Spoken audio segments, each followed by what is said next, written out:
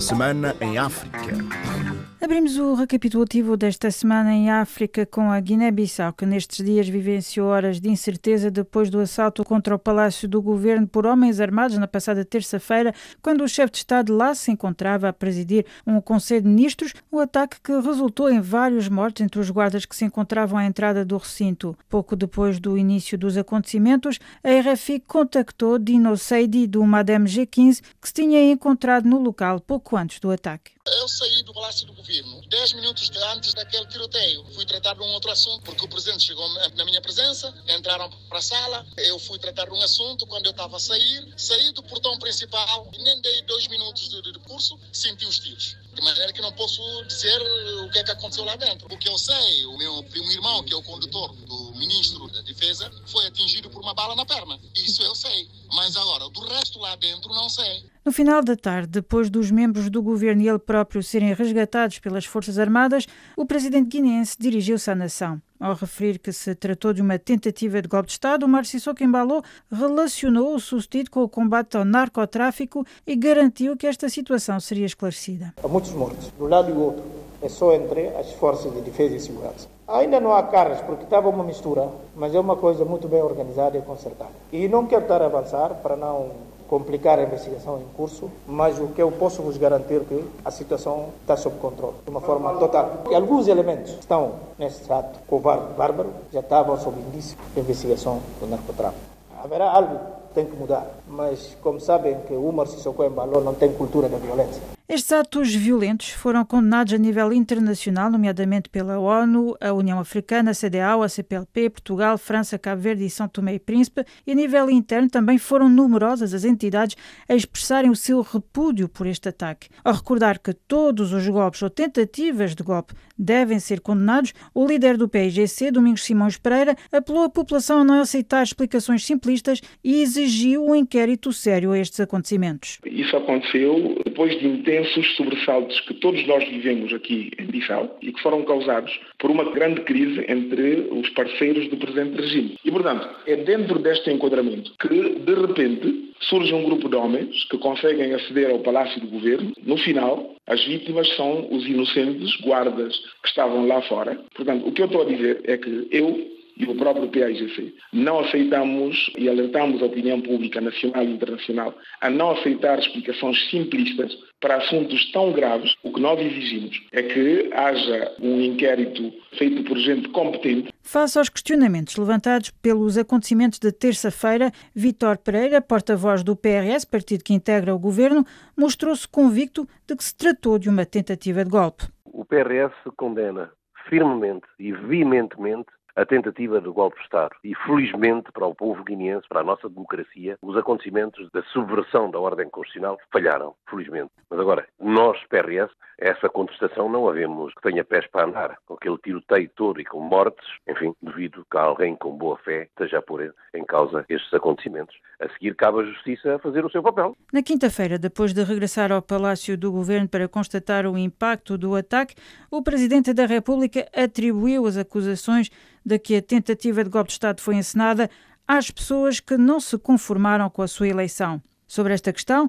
há ainda muito por esclarecer, constatou por sua vez o analista guineense Rui Jorge Semedo, que levanta a possibilidade de se tratar de um atentado terrorista. Que ainda há muita coisa por esclarecer. Falta ainda elementos se isso realmente é uma tentativa de golpe de Estado ou não é. Porque, pelo menos, a partir de comunicações oficiais da parte do governo e da parte até da Presidência da República, parece-me que tem mais a ver com um atentado terrorista do que realmente um golpe de Estado. Estão a falar, por exemplo, de uma coisa relacionada com narcotraficantes e não em nenhum momento houve, por exemplo, uma ligação com alguma estrutura opositora interna e ninguém ouviu oficialmente a indicação sobre quem supostamente liderou a tal situação. Este novo episódio de instabilidade na Guiné-Bissau esteve na emenda das conversações na quinta-feira da cimeira da CEDEAO, em que foram igualmente discutidas as situações do Mali, Burkina Faso e Guiné-Conakry, que vivenciaram golpes de Estado consumados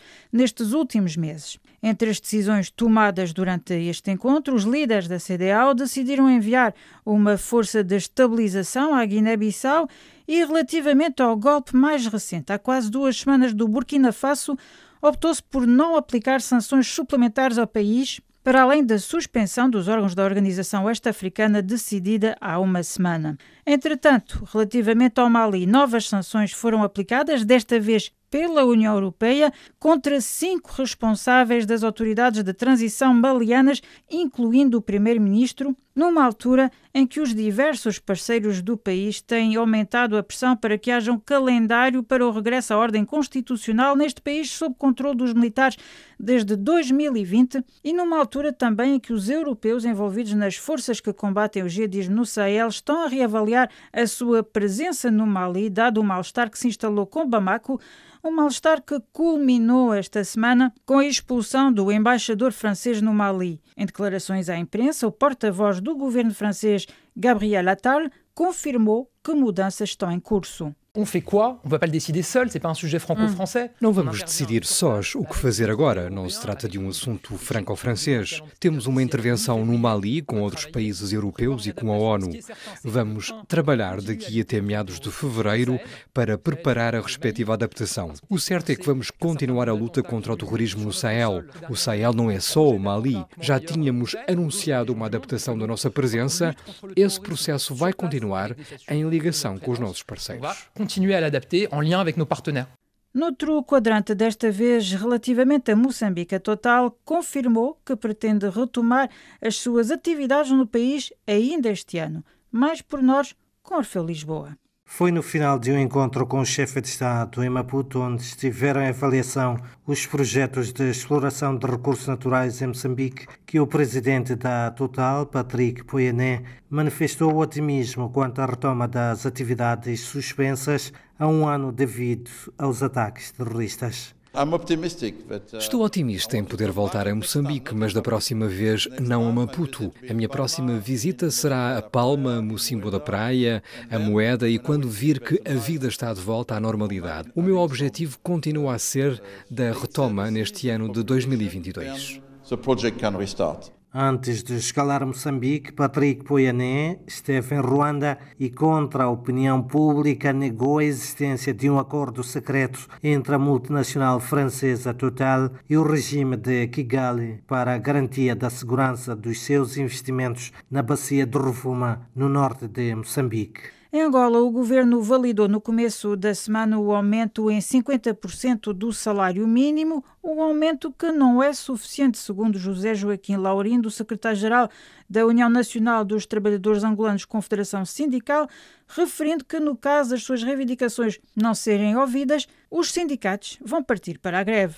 O movimento sindical defende que o salário mínimo deve ser aquele que está próximo daquilo que é o custo da cesta básica alimentar. E a média da cesta básica alimentar não está abaixo de 100 mil kwanzas. Nós vamos fazer presente o dia de hoje a Sua Excelência o Presidente da República uma nota de protesto. O protesto vem a propósito do anúncio do aumento do percentual no salário mínimo nacional. Se o aumento provavelmente tem inserção direta no mês de fevereiro ou março, vamos aguardar se eles vão aplicar e nós vamos agir em função do que consta do protesto. São Tomé e Príncipe, depois de semanas de suspense, foi remodelado o governo, a nova equipa tendo entrado em funções na quarta-feira após uma cerimónia presidida pelo chefe de Estado são tomense Carlos Villanova. Ouçamos Ricardo Neto em serviço especial para a RFI. Destaque para o antigo líder do MLSTP-PSD, Jorge Amado, que tomou posse como novo ministro da Defesa Nacional. A médica e antiga deputada Filomena Monteiro assume o cargo da ministra da Saúde, ocupando o lugar deixado por Edgar Neves, o novo secretário de Estado das Obras Públicas e Ambiente, pasta agora entregue a Ernestino da Costa Gomes, uma remodelação que visa nova dinâmica ao governo. E para fecharmos, em Cabo Verde, chegou à presidência a polémica entre os jornalistas e o Ministério Público acusado de atacar a liberdade de imprensa depois de constituir arguido um jornalista por alegadamente não respeitar o segredo de justiça, um caso perante o qual José Maria Neves apelou à serenidade. Mais pormenores com Odair Santos. Num tom conciliador, José Maria Neves pede aos jornalistas que tenham tranquilidade e mostrou total confiança na imprensa cabo-verdiana. Confio nos órgãos de comunicação social e confio nos jornalistas cabo-verdianos em como estão a agir por interesse público e defendendo a liberdade de imprensa. A Associação Sindical dos Jornalistas de Cabo Verde foi à Presidência da República partilhar com o chefe de Estado as preocupações da classe. O presidente da AJOC, Jeremias Furtado, saiu do encontro satisfeito com o pensamento do Presidente da República. Um pensamento em prol da liberdade de imprensa em Cabo Verde e que nos motiva e também nos deixa cientes de que a liberdade de imprensa e o interesse público irá prevalecer em toda esta situação que está a acontecer. E assim fechamos esta semana em África. Obrigada pela vossa atenção e até breve.